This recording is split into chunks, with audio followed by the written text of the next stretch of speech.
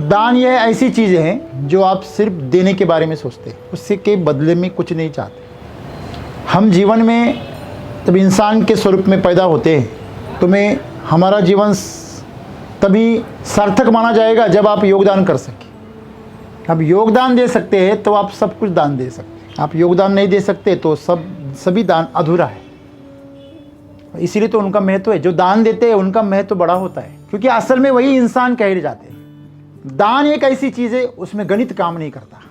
जब गणित काम नहीं करता तो सही चीज़ है। आप गणित से अगर दान दे रहे हो तो आप बेवकूफ़ बना रहे हो खुद को। आप अगर इस दुनिया को कोई योगदान दे सकते हैं ना तो आप खुद हो।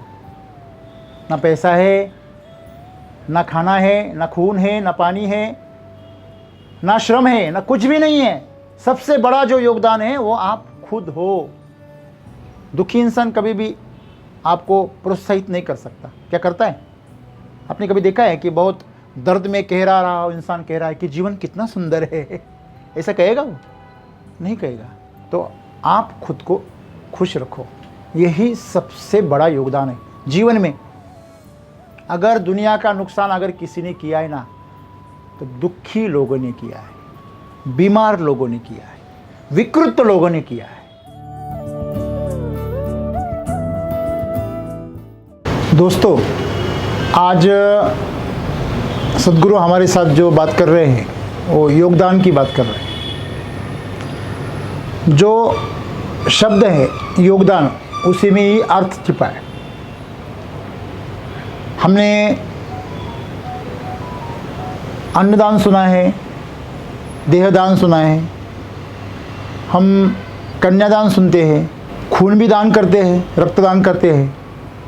तो इन सभी दानों के ऊपर और एक दान है योगदान। योग साधना और उस योग का दान करना। पहले तो हमें योग पता होना चाहिए, तभी हम उसका दान कर सकते हैं। दान यह ऐसी चीज़ें हैं जो आप सिर्फ देने के बारे में सोचते हैं, उससे के बदले में कुछ नहीं चाहते। दान का मतलब क्या हुआ? इस हाथ से दे तो इस हाथ को पता ना चले, इसी को दान कहते हैं। हम जीवन में जब इंसान के स्वरूप में पैदा होते हैं तो मैं हमारा जीवन तभी सार्थक माना जाएगा जब आप योगदान कर सकें। और योगदान में ही जीवन का राज छिपा हुआ है। बाकी सब दान योगदान में ही समाये हुए हैं। आप योगदान दे सकते हैं तो आप सब कुछ दान दे सकते हैं। आप योगदान नहीं दे सकते तो सभी दान अधूरा है। कोई महिला जब भिखारी को भी दान देती है ना तो जो उसे नहीं चाहिए वो दे देती है। जो खाना बचा हुआ है, जो चीज़ें घर में बच्चे इस्तेमाल नहीं करते, बूढ़े इस्तेमाल नहीं करते, अभी फेंक देनी है, तो चलो कचरे से अच्छा है कि भिखारी को दे दी। वो कोई दान हुआ? नहीं, वो तो अपने आप से एक छलावा हुआ। तो हर मनुष्य का जीवन में एक महत्व है कि वो योगदान दे सकता है। और हर कोई चाहता है, जब भी कोई समृद्ध हो जाता है, अपना पेट भरता है ना, तो पेट भरने के बाद हमेशा लोग अपने परिवार के बारे में सोचते हैं, अपने दोस्तों के, रिश्तेदारों के बारे में, अपने गांव वालों के बारे में, देशवासियों के बारे में सोचते हैं। मैं इंसान की बात कर रहा हूँ, हैवान की नहीं। हैवान का पेट भरता है तो वो और हिंसा पे उतर आता है, लूटमार पे उतर आता है, शोषण पे उतर आता है। मैं उस इंसान की बात कर रहा हूँ जो अपने जीवन के प्रति संवेदनशील है और कुछ अपने जीवन का कुछ सार करना चाहता है कि मैं मेरे मरने के बाद भी जिंदा रहूं। आज लोग जो भी समझो विरासत पीछे छोड़ने की कोशिश करते हैं कि मेरा बेटा हो, मेरी बेटी हो, वो ये बने, वो बने, उसकी विरासत में उसे मेरी तरफ से घर मिले, गहने मिले। हर पिता चाहता है कि मेरे बेटी की शादी में मैं बहुत सारा खर्चा करूं, उसको बहुत सारे गहने भेंट में दे दूं, गाड़ी दे दूं, बंगला दे दूं, ये वो सब कुछ,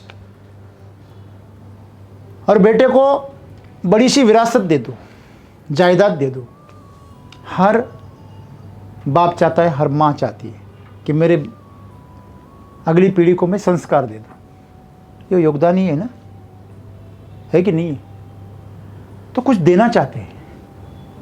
कोई पिता अपने बेटे से और या अपनी बेटी से वापस कुछ चाहता है, धन दिया मानो, तो उससे धन चाहता है। अगर चाहता है तो वो पिता है ही नहीं। कोई माँ अपने बेटे से कुछ चाहती है, अपनी बेटी से कुछ चाहती है? नहीं, वो तो बस प्रेम करना जानती है, वो तो बस देना जानती है। तो ये जो देना है ये दान है, इसीलिए तो उनका महत्व है। जो दान देते हैं उनका महत्व बड़ा होता है, क्योंकि असल में वही इंसान कहे जाते हैं। आपके पास में जो कुछ भी है, श्रमदान करिए। लोग मरने के पहले देहदान तक कर चुके हैं, अपना देह किसी के काम आए। एक घर में एक बड़े कंजूस बुजुर्ग मरने पर थे।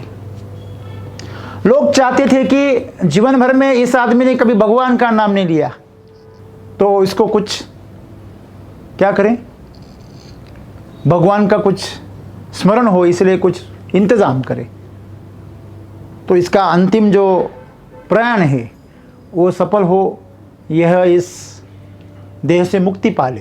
तो उसके आखिरी वक्तों में जबान चली जाती है, जबान से कुछ नहीं निकलता। मराठी था, तो बड़ी मेहनत करके उसने संपत्ति कमाई थी, और जब भी वो स्वस्थ था तब वो हर चीज़ को बारीकी से देखता था, थोड़ा नुकसान ना हो जाए। थोड़ा भी अगर कुछ नुकसान हो गया तो मारने पर उतारू हो जाता था। बड़े डरते थे सब कुछ, इसके सामने किसी चीज़ का नुकसान ना हो। ये पाई की भरपाई कर लेता है, बच्चों से भी और सबसे। तो जाते जाते इसने तो इतना धन कमाया, हमें छोड़ के जा रहा है, तो इसको भी मुक्ति मिले, सब चाहते थे। भगवान का नाम कैसे ले तो ले, तो आखिर में उसकी जबान बंद हो गई। अभी तो कोई चारा नहीं रहा। घर वाले चाहते थे कि इसको कुछ बोले, उसको बोल रहे थे आप जाते जाते भगवान का नाम ले लीजिए आप।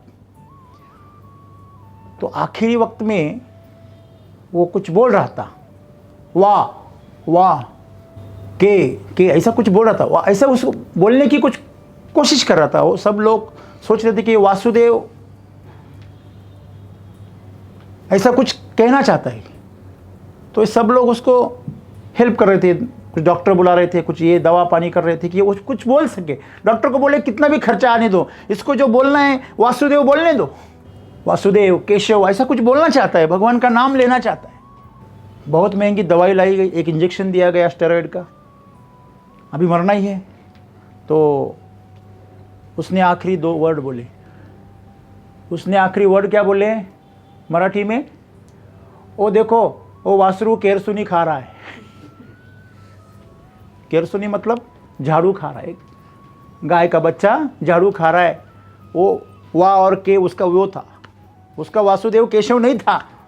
मतलब आखिरी में भी वो कंजूस का कंजूस ही रहा, उसका जीवन हमेशा स्वार्थ में लिपटा रहा, उसकी आकांक्षा में लिपटा रहा। वो कभी दान नहीं दे सकता। ऐसा इंसान जब मरता भी है ना तो कुछ भी नहीं छोड़ता, जो भी उसके पीछे रह गया है उसमें उसकी जान अटकी रहती है। ऐसे लोग भूत कहलाते हैं। वो तो छोड़ दो, वो तो मर गया। आजकल आपको इर्द गिर्द आपके सब भूत नजर आएंगे, जिंदा तो है लेकिन उनकी आत्मा मर चुकी है। आजकल लोग ना रिश्ते याद रख रहे हैं ना वचन याद रख रहे हैं। आज लोगों को देने का कोई इरादा नहीं है, देने का बस नाम होता है, उसके पीछे लेने की आकांक्षा होती है। थोड़ा कुछ देंगे लेकिन उसके बदले उनको बहुत चाहिए। 500 रुपये की लॉटरी खरीदेंगे, उसके बदले में उनको करोड़ रुपए चाहिए। आपको पता है इस देश में लॉटरी इतनी कितनी क्यों चलती है? क्योंकि लोग नसीब से अमीर होना चाहते हैं, अपने कर्तृत्व से नहीं। ऐसे लोग क्या दान देंगे भला? तो गवर्नमेंट को उनसे टैक्स लगा के छीनना पड़ता है। तो अब सोचिए, आप बोलेंगे सर आप ऐसा कह रहे हैं, तो इन मंदिरों में, साईं बाबा में पास में, तिरुपति बालाजी के पास में इतना धन कहाँ से आता है? शायद उसमें से 1% आप जैसे सोच रहे वैसे लोग हो भी सकते हैं, लेकिन ज़्यादातर लोग वहाँ पे भगवान को भी खंड नहीं देते। चलो मैंने 1 करोड़ की चोरी कर ली, चलो 1 लाख तू रख ले, तेरा हिस्सा, तू भी मेरी चोरी में शामिल। मैंने इतना सारा भ्रष्टाचार से धन कमाया, उसमें से मैं तेरा हिस्सा तेरे को दे दूँ। मुझे तो कहीं पढ़ा है मैंने, लोग कहते हैं कि आपने कितना कमाया हिसाब मत रखो, जितना कमाया उसमें से 10% भगवान को दे दो, बस अपना हिसाब खत्म। ऐसे भी लोग हैं। तो जो दान की बात कर रहे हैं आज सदगुरु, ये बड़े मजाक की बात हो गई। आज इंसान ने इसको मजाक बना दिया। हर कोई अपना गणित वहां पे लगाता है, गणित अपना है और सपना बहुत बड़ा है। तो गणित के सहारे लोग जीना चाहते हैं। उस ईश्वर के पास में, परमात्मा के पास में जीवन के बारे में कोई गणित काम नहीं करता। अगर गणित काम करता तो आपके पास में अभी कैलकुलेशन होता कि मैं इतनी साल जिंदा रहूंगा, इतने साल मेरे हो गए, इतने साल बच गए। वो गणित आपके पास में है नहीं है। जो सबसे बड़ा गणित जिसके ऊपर आपका जीवन ठहरा हुआ है, वो गणित आपका आधा नतीजा उसका गायब है, वो आपके हाथ में है नहीं। आपके पास में 4 + 5 है, लेकिन आगे 9 होगा कि 10 होगा कि माइनस में हो चला जाएगा, वो कोई पता नहीं। आंकड़े हैं, बीच का जो साइन है वो गायब है। मल्टीप्लाई होगा कि माइनस होगा, आपको पता है। लोग रिश्ते बनाते हैं, सबसे क्लोज रिश्ता शादी का होता है। जब शादी बनेगी, आप में से किसी को गारंटी है कि जब दोनों साथ में आएंगे तो बीच में प्लस होगा कि माइनस होगा, कि मल्टीप्लाई होगा कि डिवाइड होगा? आपके पास में आने के बाद में आपका जीवन साथी आपके जीवन को डिवाइड कर देगा, मल्टीप्लाई करेगा, माइनस करेगा या प्लस करेगा? आपको पता है? नहीं है, कुछ भी नहीं। ये गणित काम नहीं करता। तो दोस्तों, दान एक ऐसी चीज़ है, उसमें गणित काम नहीं करता। जब गणित काम नहीं करता तो सही चीज़ है। आप गणित से अगर दान दे रहे हो तो आप बेवकूफ़ बना रहे हो खुद को। सदगुरु आज हमें यही बता रहे हैं कि आप अगर इस दुनिया को कोई योगदान दे सकते हैं ना, तो आप खुद हो। ना पैसा है, ना खाना है, ना खून है, ना पानी है, ना श्रम है, ना कुछ भी नहीं है। सबसे बड़ा जो योगदान है वो आप खुद हो। कैसे?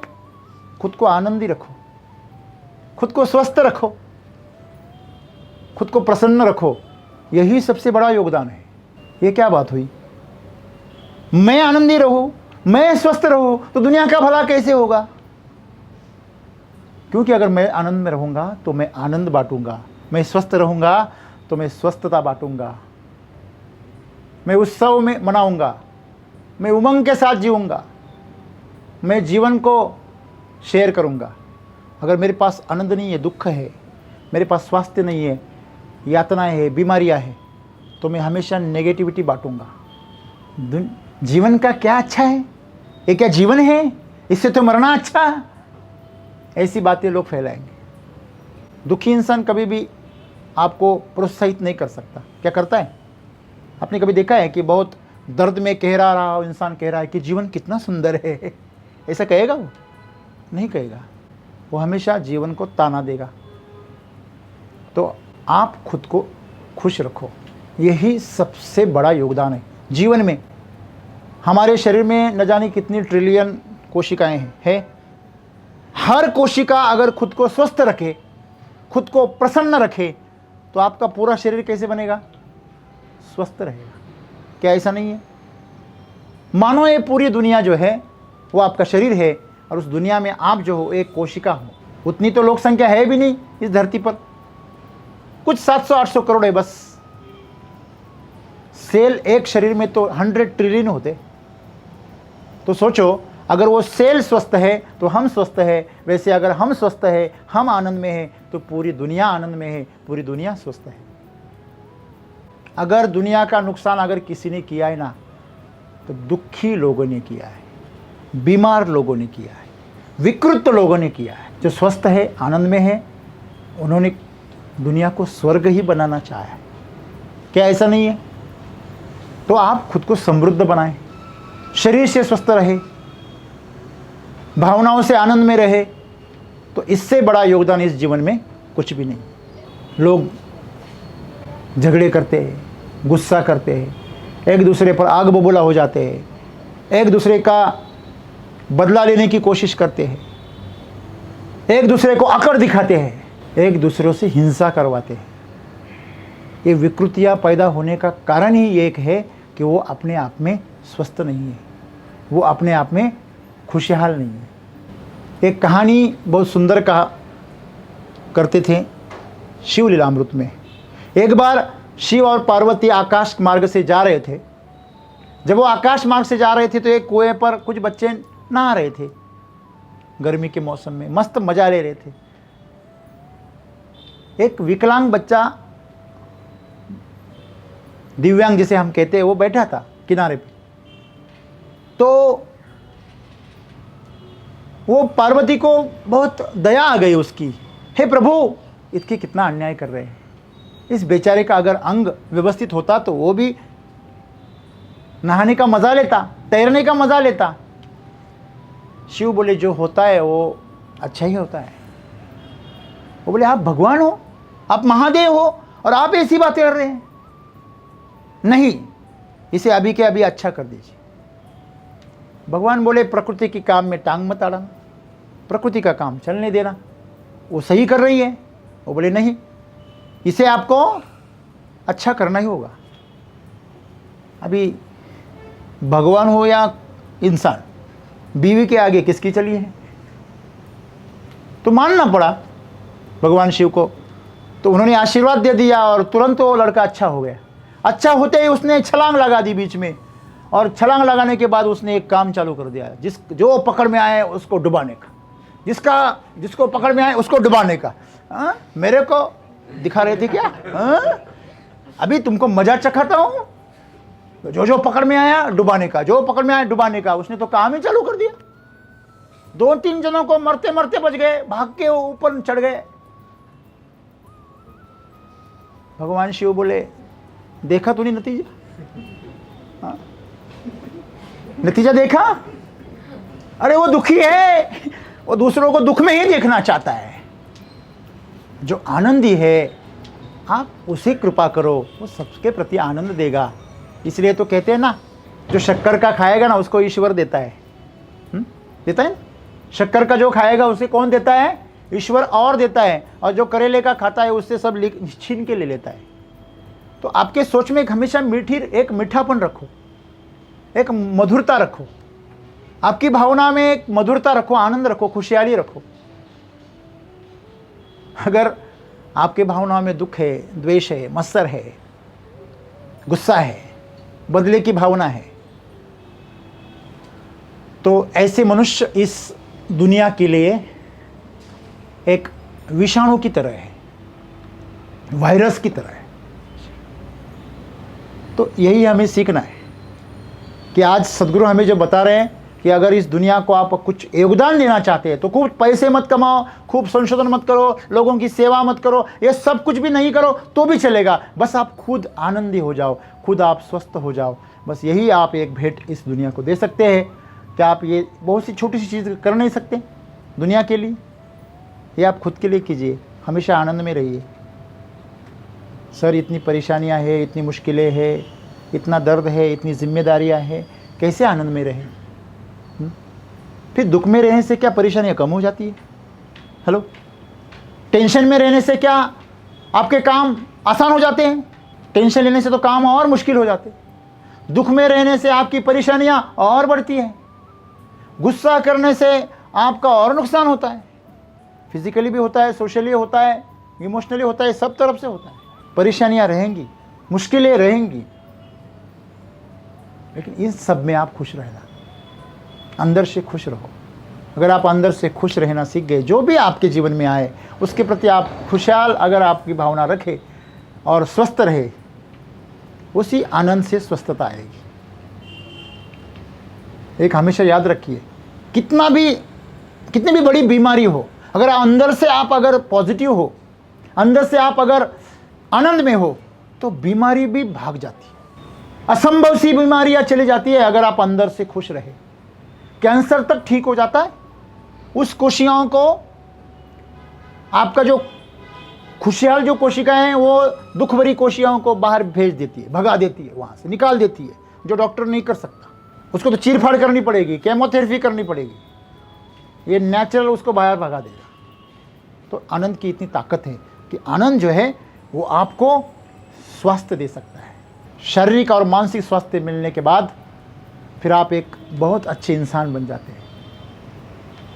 आनंद में जो इंसान रहता है वो सबके साथ शेयरिंग करना चाहता है, आपके पास जो भी चीज़ है उसको दूसरों को देना चाहता है। और यही सद्गुरु चाहते हैं कि आप आनंदमय बन जाओ, खुशहाल बन जाओ अंदर से, तो आप स्वस्थ भी रहोगे और इस दुनिया को आप एक अच्छा इंसान भेंट करोगे। और वही आपके जीवन में सबसे बड़ा योगदान है। धन्यवाद।